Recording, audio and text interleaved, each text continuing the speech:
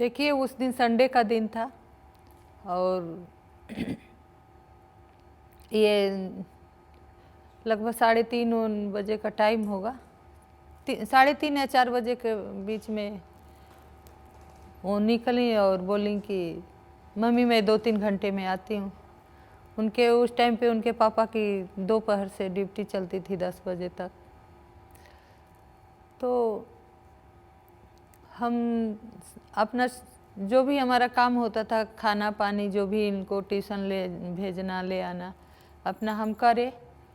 और धीरे धीरे 8-8 बज गया। तो उस टाइम पे एक फ़ोन उनके पास होता था, एक फ़ोन उनके पापा के पास होता था।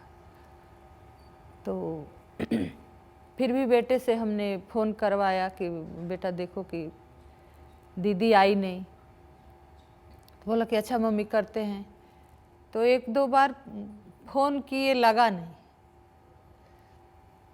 एक बार फ़ोन लगा भी तो जैसे लगा कि 1 ही 2 घंटी बजी, जैसे फ़ोन या गिर गया या कोई छीन लिया हो। उसके बाद फिर दोबारा नहीं लगा। हम कई बार अपने जो हमारा स्टैंड है वहाँ पर कभी बच्चे जाते थे, कभी खुद मैं गई, खड़ी रही, शायद लेट हो गया होगा। लेकिन करते करते समय 10 बज गया। ये जब फिर ड्यूटी से आए तो हम लोग रोड पे ही बाहर खड़े थे, तीनों आदमी। बोले कि बाहर इस टाइम क्यों खड़े हो तुम लोग ठंड में? तो हमने कहा कि नहीं आई। तो ये भी फ़ोन करने लगे, लेकिन फिर फ़ोन स्विच ऑफ जाने लगा, नहीं मिला। अभी हम लोग बाहर ही खड़े थे, उस टाइम 11 आसपास होगा, टाइम तो नहीं देखे। तो फ़ोन आया सफदरजंग हॉस्पिटल से कि मैंने, आप कौन बोल रहे हैं? तो इन्होंने ये बोले कि हम अपना नाम बताया कि हम बद्रीनाथ सिंह बोल रहे हैं। तो बोले कि बेटी है? तो इन्होंने बोला कि हाँ। क्या हुआ? तो बोले कि आप सफदरजंग हॉस्पिटल आ जाइए कि चोट लग गई है। तो ये अपने दोस्त के साथ बाइक पे फटाफट निकल लिए। अब बोले कि मैं चलो फ़ोन करता हूँ तो आप आओ। फिर भी मैं भी तैयार थी कि चलो हम भी सफदरजंग निकलते हैं। तब तक इनका फ़ोन गया कि जल्दी आ जाओ, की हालत बहुत ख़राब है। फिर हम भी आ गए। जब हम भी आ गए तो उसको सब एक्सरा उक्सरा करके वो लोग लेके जा रहे थे ऑपरेशन के लिए, इन्होंने साइन कर दिया था। जब हम आए तो फिर उसको लेके आए वो ऐसे ही कि मम्मी आई हैं। तो जब उन्होंने आँख खोला तो रोने लगी। तो मैंने बोला कि बेटा हम आ गए, ठीक हो जाएगा। लेकिन जो हालत हमने देखा उसकी, पूरा शरीर उसका खून से लथपथ था और जैसे लगता था कि जंगलों से खींच के लाई गई हो। उस टाइम हमें नहीं पता था कि के साथ इतना कुछ हुआ है। ये तो पता लग गया कि नहीं, 6 लोगों ने इसके साथ क्राइम किया है। लेकिन जैसे लगता था कि उसको कहीं जंगलों से खींच के लाया गया हो। ये ओठ का 2 भाग हुए, ये सारे खाल निकली हुई थी। मैंने पूरा शरीर जैसे लगता था कि फटा है, कहीं से खून निकल रहा है, कहीं से मांस दिख रहा है। फिर थोड़ी देर में लेके चले गए लोग हॉस्पिटल में और ऑपरेशन उनका शुरू हो गया। टाइम का तो मुझे नहीं पता क्या टाइम हो रहा था। हमें तो एक शौक सा लग गया था, समझ नहीं आ रहा था क्या करें। इसी बीच जो डॉक्टर वहाँ थे ऑपरेशन में, कई डॉक्टर थे, जो उसमें से सीनियर डॉक्टर आके कहे कि उन्होंने बोला कि सॉरी, मुझे 20 साल हो गया इस पेशे में काम करते हुए। मेरे पास बहुत सारे केस आए, कई लोगों का हमने जान बचाया, लेकिन मेरे पास ऐसा कभी नहीं केस आया। मुझे समझ नहीं आ रहा है कि मैं क्या जोड़ूं। जो हमारे अंदर 20-22 फुट की आंत होती है, 1 फुट भी साबुत अंदर नहीं है, से कभी भी कुछ हो सकता है। फिर भी हमने इंतज़ार किया, होश आया। जब तक सांसें चलती रही तब तक आस था कि नहीं, शायद ठीक हो जाएंगी।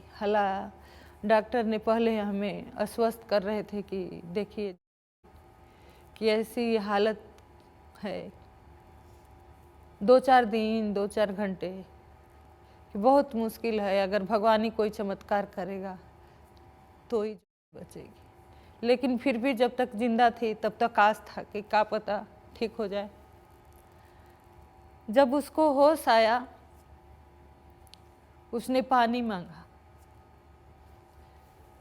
डॉक्टरों ने मना कर दिया कि नहीं दे सकते पानी की, कोई सिस्टम ऐसा नहीं है कि जो हम इनको 1 चम्मच पानी दे सके। उन्होंने खाना भी कहा कि मम्मी मुझे भूख लगी है। एक बार तो उन्होंने ऐसा इशारा किया कि मैंने किसी चुपके से मुझे थोड़ा सा खिला दो, लेकिन मैं नहीं खिला पाई। मुझे हर वक्त ये तकलीफ़ रहती है, आज भी ये तकलीफ़ हमें जीने नहीं देती है कि बच्ची जिंदा तो थी जो भी 12 दिन 10 दिन, लेकिन इस दुनिया से एक बूंद पानी के लिए तरस गई। उससे भी बड़ा दुख हमें अब हो रहा है। जिस तरह से 2012 में लोग हमें नहीं जानते थे, उसको नहीं जानते थे, एक साथ सब लोगों ने आवाज़ उठाई, देश दुनिया में प्रदर्शन हुआ, लगा सारे चीज़ें बदल जाएगी। हमें भी लगा कि नहीं अब ऐसा कुछ नहीं होगा। मुझे नहीं उस टाइम पता चल रहा था कि बाहर क्या हो रहा है, हम तो यही सोच रहे थे कि नहीं किसी तरह बेटी ठीक हो जाए। तो एक दिन, क्योंकि हर दूसरे तीसरे दिन उनकी जो सर्जरी हुई थी, ओपन सर्जरी थी, मैंने हर दूसरे तीसरे दिन पता नहीं ऑपरेशन होता था, क्या होता था, धुलाई होती थी।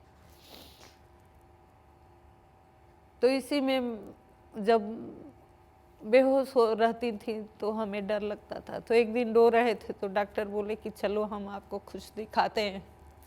वो जब ले गए तो मैंने देखा कि बाहर लोग प्रदर्शन कर रहे हैं, पानी की बौछारें चल रही हैं, गैस गोले छोड़े जा रहे हैं, ठंड की रात है। बोले कि देखो अकेले आप नहीं हो, इसके लिए इतने लोग रात में प्रदर्शन कर रहे हैं कि को इंसाफ मिले, ठीक हो जाए।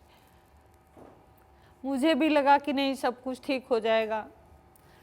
बच्ची चली गई, हमने अपने आप को खड़ा किया, और इन 7 सालों में मैंने कभी किसी से, किसी नेता से, किसी मंत्री से कभी नहीं मुंह खोला कि नहीं हमारे बेटे को नौकरी चाहिए, हमें कुछ चाहिए। हमने सिर्फ और सिर्फ हाथ जोड़ के सबसे इंसाफ मांगा। लेकिन इन 7 सालों में जब तक केसें अदालतों में थी, लोअर कोर्ट में था, हाई कोर्ट में था, सोचती थी चलो हाई कोर्ट में है, हाई कोर्ट में आ गया, सुप्रीम कोर्ट में भी आ गया, सुप्रीम कोर्ट में फैसला आ गया तो हमने कहा कि चलो सुप्रीम कोर्ट ने फांसी की सज़ा सुना दी, अब इंसाफ मिल जाएगा। फाइनली जब 2017 में सुप्रीम कोर्ट से केस निकल गई, उनकी रिव्यू 18 में खारिज हो गई। 2-3 महीना हम इधर उधर भागे, क्योंकि इन 7 साल में जज बेशक छुट्टी पे गए हों, डेट बेशक मिस हो गई हो, लेकिन कभी भी लोअर कोर्ट से लेकर सुप्रीम कोर्ट तक और आज तक मैंने एक भी डेट मिस नहीं की। इन 7 साल में मैंने घर परिवार से अलग होके इस केस को लड़ा, किसी के शादी में, किसी के फंक्शन में नहीं गई। मुझे कानून पे विश्वास था कि नहीं, जिस तरह से बच्ची के साथ क्राइम हुआ है उस तरह से हमें इंसाफ ज़रूर मिलेगा। फाइनली जब उनकी रिव्यू खारिज हो गई, किसी ने कुछ नहीं कहा, मैं कई जगह गई, लेटर दी, दिल्ली सरकार में गई, केंद्र सरकार में लेटर लगाई, जब कहीं से मुझे कोई सहारा नहीं मिला, फिर हमने 2018 दिसंबर में ही पटियाला कोर्ट में एप्लीकेशन लगा दिया। 6 महीना इसी तरह कोर्ट में भागती रही, दौड़ती रही दोनों वकीलों के साथ। सीमा कुशवाहा हैं और जितेंद्र सरझा हैं, दोनों वकील हमारे साथ जाते आते रहे। कभी जज छुट्टी पे थे, कभी 3-3 महीने कोर्ट ही नहीं लगती थी।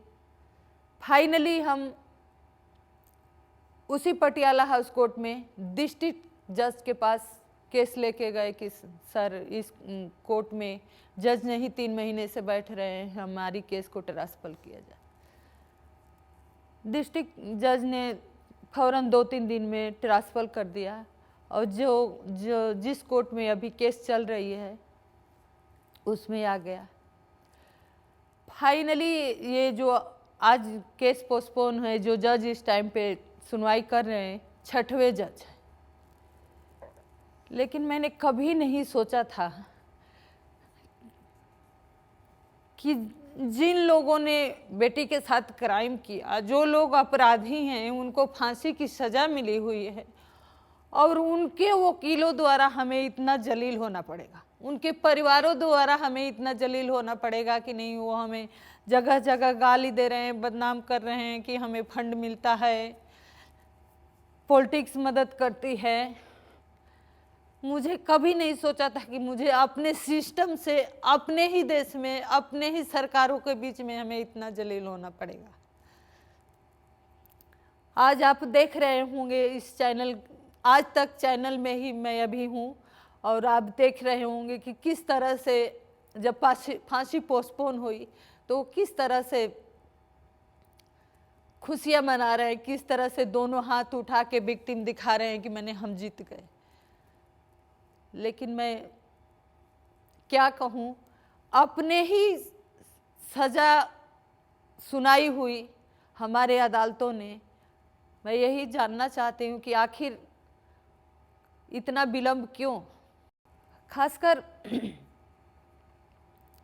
जब कोर्ट में सुनवाई होती है, जो वो भी इस टाइम पे, पहले भी सुप्रीम कोर्ट में सुनवाई होती थी, बहस 9 महीना ट्रायल चला, बहुत उल्टा सीधा बोलते थे नॉर्मल केस है, मुजरिमों को जान के फंसाया गया है, कई बार बहुत अलग तरह से तीखी टिप्पणी करते थे तो तकलीफ होती थी। तब यही लगता था कि शायद जो क्राइम होता है, रेप बलात्कार एक बार नहीं होता है, बार बार होता है, कोर्ट में होता है, समाज में होता है, घर में होता है, क्योंकि बार बार हमें प्रूफ करना पड़ता है कि नहीं हमारे बच्चे के साथ हो रहा है। आज भी मैं प्रूफ ही तो कर रही हूँ, आज भी मैं इस आज तक के चैनल के माध्यम से आप सब लोगों को यही तो बता रही हूँ कि नहीं के साथ ऐसा हुआ था, उन्होंने ऐसा किया था, उसको इतना बर्बरता करी थी, उसको ठंडी के मौसम में नंगे फेंक दिए थे, उसके जो भी सिस्टम था उसको निकाल के बाहर फेंक दिया। आज भी तो मैं प्रूफ कर रही हूँ।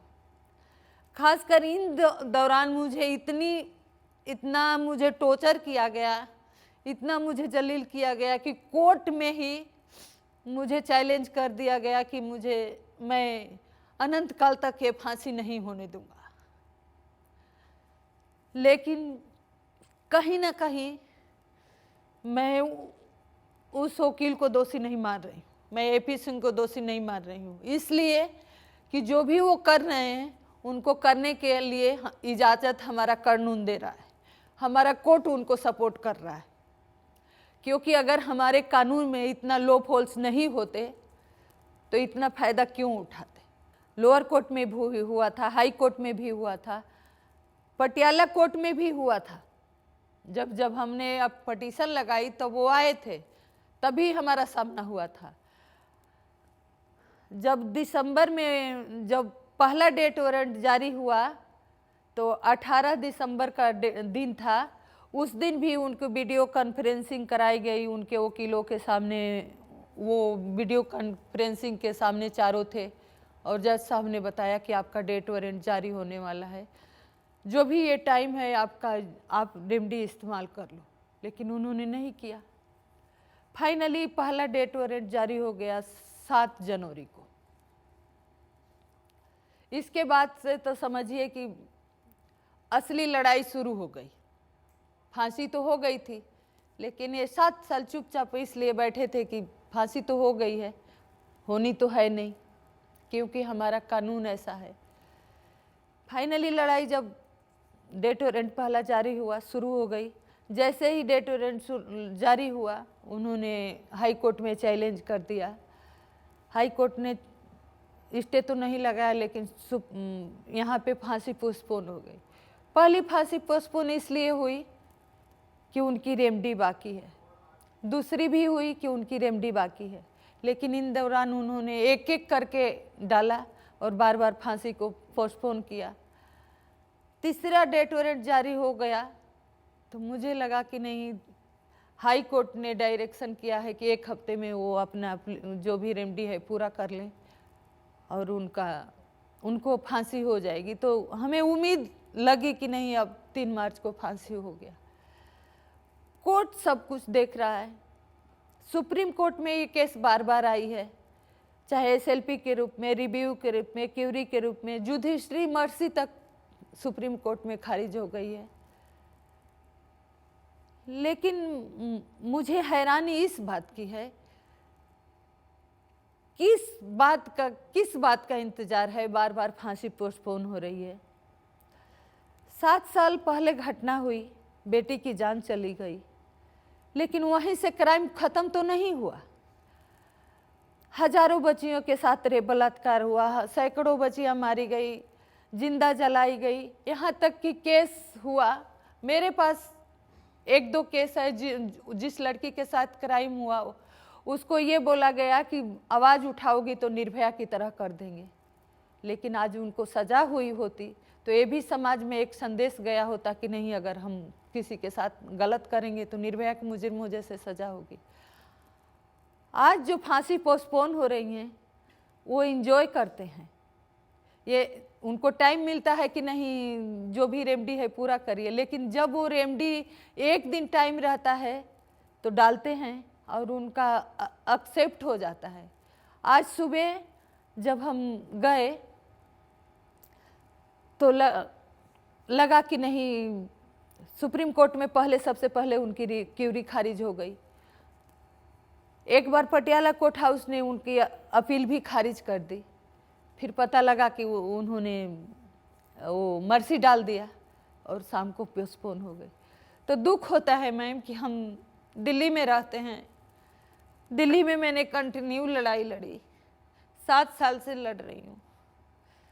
मुझे कानून का सहारा दिया गया, मैंने बड़ा धैर्य के साथ इस लड़ाई को लड़ी 7 साल। जितना समय हम इस संघर्ष में दी उतना हम अपने बच्चों में भी नहीं दिया, लेकिन फाइनली जब पहला डेथ वारंट जारी हुआ तो मुझे तसल्ली हुई कि नहीं, लगा कि अब हमारा संघर्ष खत्म हो गया। लेकिन नहीं, जिस तरह से फांसी पोस्टपोन होती है, जिस तरह से वो एंजॉय करते हैं, इन 7 साल में कभी हम उनके परिवार वालों को कभी कुछ नहीं कहा, कभी तू तक नहीं बोली मैं। लेकिन हमारी स्थिति आज ये है कि जब कोर्ट से बाहर निकलती हूँ तो मुझे डर लगता है। वो पीछे से प्रदर्शन करते हैं, हमको, हमारे वकीलों को गाली देते हैं और हमें श्राप देते हैं कि नहीं, भगवान करे तुम मर जाओ।